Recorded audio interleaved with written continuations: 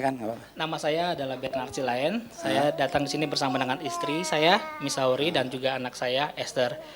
Dan Morgan, di sini saya ingin menyatakan kebesaran Tuhan yang kami alami dalam hidup kami.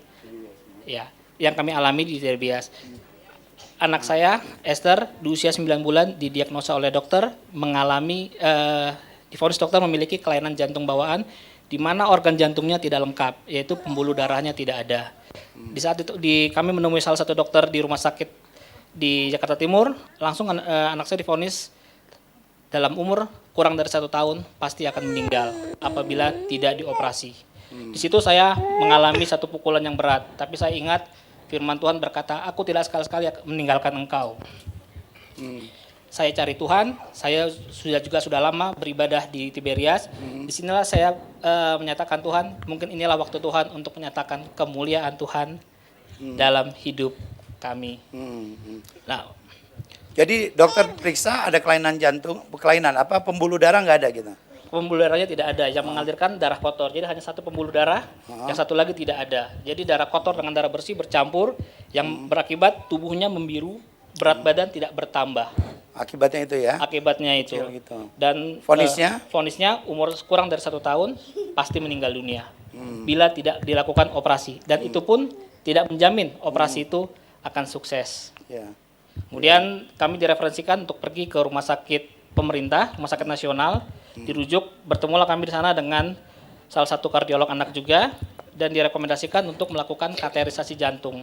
Memang dinyatakan pembuluh darahnya tidak ada dan dipastikan tidak ada. Jadi direncanakan untuk operasi pemasangan pembuluh darah buatan. Kemudian ya memang berat hati kami untuk melakukan operasi. Untuk itu kami menyatakan tidak dengan dokter.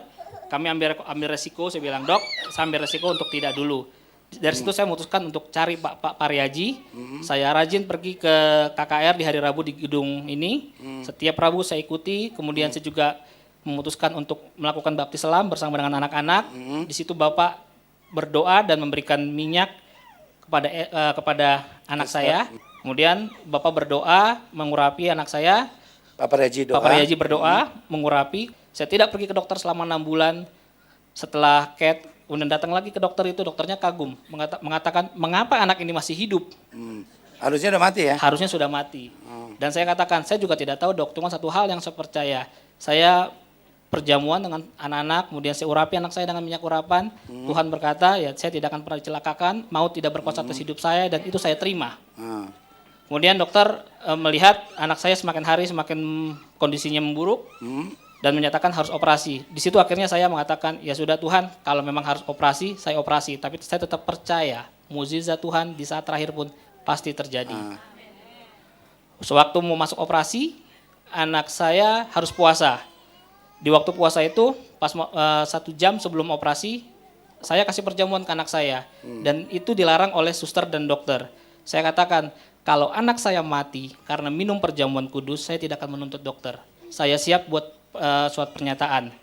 Akhirnya dokter tidak bisa berkata apa-apa. Saya berikan perjamuan 2 pot anak saya, kemudian saya tetesi juga di mulutnya minyak urapan sebelum masuk ke ruang operasi. Dokter mengatakan waktu operasi membutuhkan waktu 8 jam. Saya berkata, wah lama juga 8 jam ya. Cuman ternyata ya itulah pekerjaan Tuhan. Dalam 3 jam saya dipanggil ke ruang operasi. Cuma saya khawatir, ini dipanggil anak saya selamat atau anak saya mati. Saya takut juga memang. Tapi sewaktu saya masuk ke ruangan ICU setelah operasi, saya bertemu dengan Prof. Yusuf ini. Dia mengatakan kepada saya, selamat ya Pak, anak Bapak sehat. Wah, saya bilang puji Tuhan, dok, sehatnya bagaimana? Saya katakan seperti itu. Selama saya menjadi dokter, belum pernah saya menemukan yang tidak ada menjadi ada. Pembuluh darah yang kita rencanakan pasang pembuluh darah buatan tidak jadi. Pembuluh darahnya ada, ukurannya normal, panjangnya normal, tidak ada kelainan. Dan semuanya ditutup lagi dalam waktu singkat seperti itu. Itulah yang saya alami berkat Tuhan melalui Bapak Pendeta Pariaji. Dokter, yang tidak ada menjadi ada. Iya.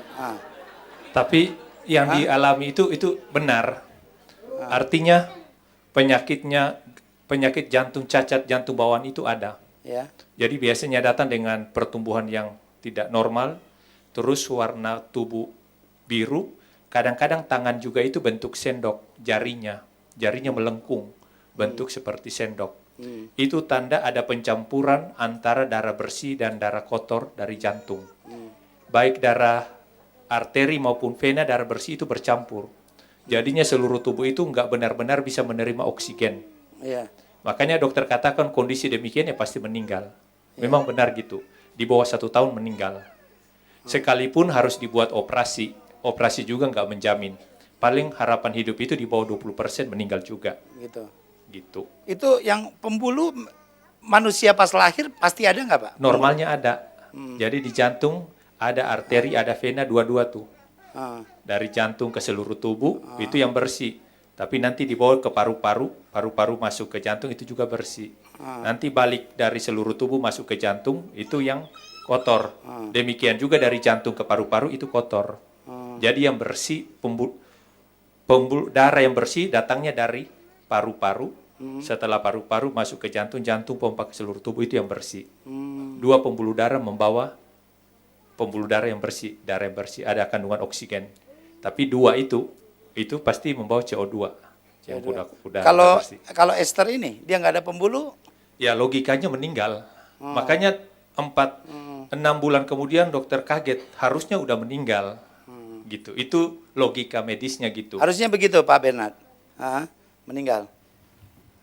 Ya harusnya memang meninggal menurut dokter. Tapi di sini dokter melihat anak saya makannya baik, minumnya baik, tidak pernah mengalami kejang, tidak pernah mengalami sesak nafas, dan juga anfal itu sama sekali tidak pernah. Cuma memang hanya berat badannya yang tidak bertambah.